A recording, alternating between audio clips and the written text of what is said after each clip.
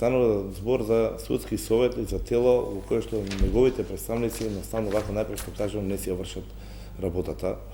Незадоволството од нивната работа е јасно изразено и добар дел е преточено во ние 2% доверба во правосудството.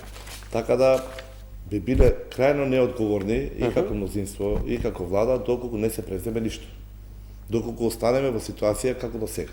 Така да мора да се преземат некои мерки и чекори во таа насока. Се разбира дека интерпелацијата е уставна категорија, тоа е алатка која што треба да се искористи, да се укаже на незадоволството, но ние што им ја даде довербата, бидејќи истиот тој законодавен дом им ја даде довербата на тие луѓе. Изборот и разрешувањето на членови на судски совет, независно дали се избрани на предлог на собрание, од страна на собранието или на предлог на председателот од собранието или како непосредно избрани од самата судска фела, самите суди, е предвидено во член 31 од Законот за судски совет.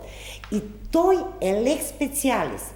Правниците, секој правник знае дека лекс специјалис, викаат дерогат лекс генералис. Значи, кога имаме лекс специјалис, ништо друго не важи.